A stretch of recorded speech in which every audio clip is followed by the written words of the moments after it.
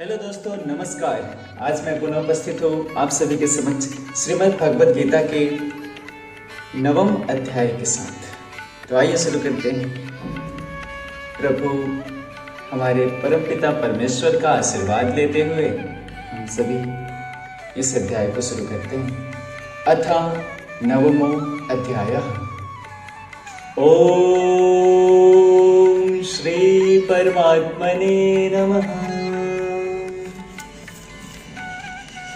श्री भगवान बोले, तुझ दोष दृष्टि रहित भक्त के लिए इस परम गोपनीय विज्ञान सहित ज्ञान को पुनः भली भांति कहूंगा, जिसको जानकर तू दुख रूप संसार से मुक्त हो जाएगा।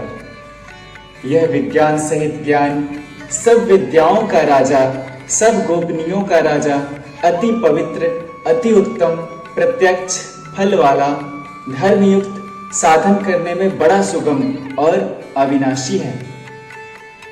हे परम तप, इस उपर्युक्त धर्म में श्रद्धा रहित पुरुष मुझको न प्राप्त होकर मृत्यु रूप संसार चक्र में भ्रमण करते रहते हैं। मुझ निराकार परमात्मा से यह सब जगत जल से बर्फ के सदृश परिपूर्ण है और सब भूत मेरे अंतर्गत संकल्प के आधार स्थित हैं, किंतु वास्तव में मैं उनमें स्थित नहीं हूं। वे सब भूत मुझ में स्थित नहीं हैं, किंतु मेरी ईश्वरीय योग शक्ति को देख कि भूतों का धारण पोषण करने वाला और भूतों को उत्पन्न करने वाला भी मेरा आत्मा वास्तव में भूतों में स्थित नहीं है। जैसे आकाश से उत्पन्न सर्वत्र विचरने वाले महान वायु सदा आकाश में ही स्थित है, वैसे ही मेरे संकल्प द्वारा उत्पन्न होने से संपूर्ण भूत मुझ में स्थित है, ऐसा जान। हे अर्जुन, कल्पों के अंत में सब भूत मेरी प्रकृति को प्राप्त होते हैं, अर्थात प्रकृति में लीन होते हैं, और कल्पों के आदि में उनको मैं फिर रचता हूं। अपनी प्रकृति को अंगीकार करके स्वभाव के बल से परतंत्र हुए इस संपूर्ण भूत समुदाय को बार बार उनके कर्मों के अनुसार रचता हूं। हे अर्जुन, उन कर्मों में आसक्ति रहित और उदासीन के सदृश स्थित मुझ परमात्मा को वे कर्म नहीं बांधते।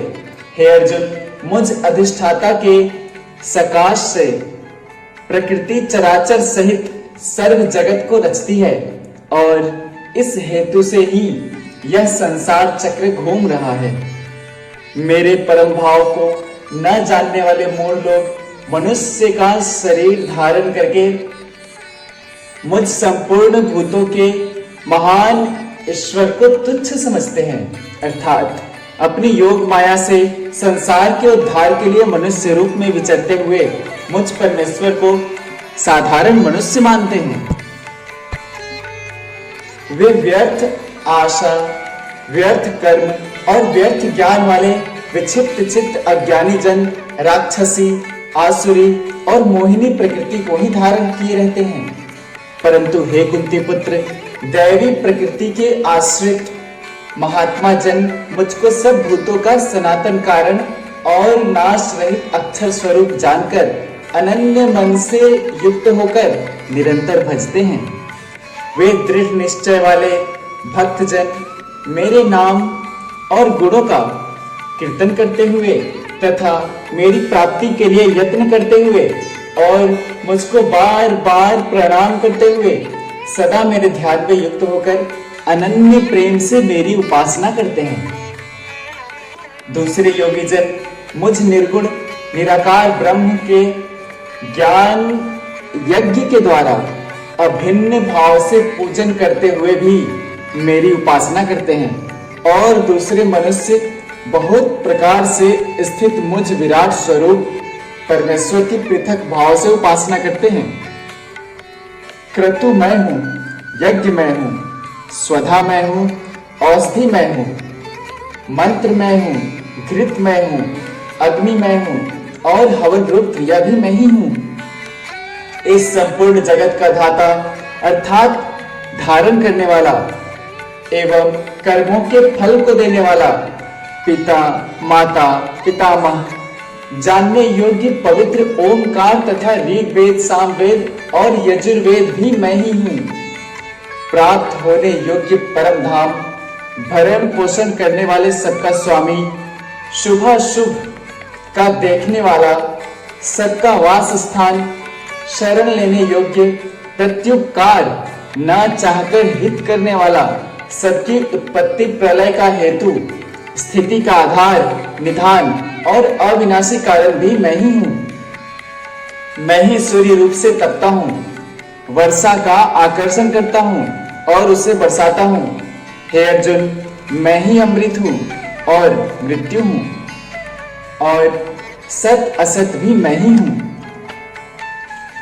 तीनों वेदों में विधान किए हुए सकाम कर्मों को करने वाले, सोम रस को पीने वाले पाप रहित पुरुष मुझको यज्ञों के द्वारा पूजकर स्वर्ग की प्राप्ति चाहते हैं। वे पुरुष अपने पुण्यों के फल रूप स्वर्ग लोक को प्राप्त होकर स्वर्ग में दिव्य देवताओं के भोगों को भोगते हैं। वे उस विशाल स्वर्ग लोक को भोग कर पुण्य क्षीण होने पर मृत्यु लोक को प्राप्त होते हैं। इस प्रकार स्वर्ग के साधन रूप तीनों वेदों में कहे हुए सकाम कर्म का आश्रय लेने वाले एवं भोगों की कामना वाले पुरुष बार बार आवागमन को प्राप्त होते हैं, अर्थात पुण्य के प्रभाव से स्वर्ग में आते हैं और पुण्य क्षीण हो जाने पर जो अनन्य प्रेमी भक्तजन मुझ परमेश्वर को निरंतर चिंतन करते हुए निष्काम भाव से भजते हैं, उन नित्य निरंतर मेरा चिंतन करने वाले पुरुषों का योगक्षेम मैं स्वयं प्राप्त कर देता हूँ। हे अर्जुन, यद्यपि श्रद्धा से युक्त जो सकाम भक्त दूसरे देवताओं को पूजते हैं वे भी मुझको ही पूजते हैं, किंतु उनका वह पूजन अविधि पूर्वक अर्थात अज्ञान पूर्वक है, क्योंकि संपूर्ण यज्ञों का भोक्ता और स्वामी भी मैं ही हूँ, परंतु वे मुझ परमेश्वर को तत्व से नहीं जानते, इसी से गिरते हैं अर्थात पुनर्जन्म को प्राप्त होते हैं। देवताओं को पूजने वाले देवताओं को प्राप्त होते हैं, पितरों को पूजने वाले पितरों को प्राप्त होते हैं, भूतों को पूजने वाले भूतों को प्राप्त होते हैं और मेरा पूजन करने वाला भक्त मुझको ही प्राप्त होता है। इसीलिए मेरे भक्तों का पुनर्जन्म नहीं होता। जो कोई भक्त मेरे लिए प्रेम से पत्र, पुष्प, फल, जल आदि अर्पण करता है, उस शुद्ध बुद्धि निष्काम प्रेमी भक्त का प्रेम पूर्वक अर्पण किया हुआ वह पत्र पुष्प आदि मैं सगुण रूप से प्रकट होकर प्रीति सहित खाता हूँ।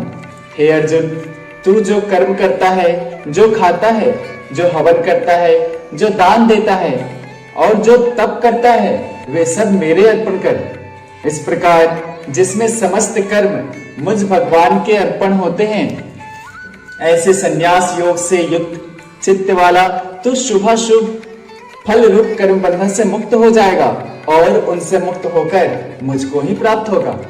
मैं सब भूतों में समभाव से व्यापक हूँ, ना कोई मेरा अप्रिय है और न प्रिय है, परंतु जो भक्त मुझको प्रेम से भजते हैं वे मुझ में हैं और मैं भी उनमें प्रत्यक्ष प्रकट हूँ। यदि कोई अतिशय दुराचारी भी अनन्य भाव से मेरा भक्त होकर मुझको भजता है तो वह साधु ही मानने योग्य है, क्योंकि वह यथार्थ निश्चय वाला है, अर्थात उसने भली भांति निश्चय कर लिया है कि परमेश्वर के भजन के समान अन्य कुछ भी नहीं है। वह शीघ्र ही धर्मात्मा हो जाता है और सदा रहने वाली परम शांति को प्राप्त हो जाता है। हे अर्जुन, तू निश्चय पूर्वक सत्य जान कि मेरा भक्त नष्ट नहीं होता। हे अर्जुन, स्त्री, वैश्य, शूद्र और पाप योनि चंडाल आदि जो कोई भी हो, वे भी मेरे शरण होकर परम गति को ही प्राप्त होते हैं।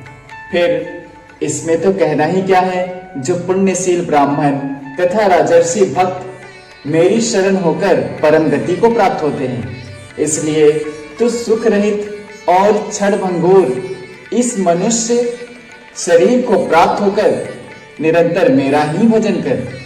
मुझ में मन वाला हो, मेरा भक्त बन, मेरा पूजन करने वाला हो, मुझको प्रणाम कर। इस प्रकार आत्मा को मुझ में नियुक्त करके मेरे परायण होकर तो मुझको ही प्राप्त होगा।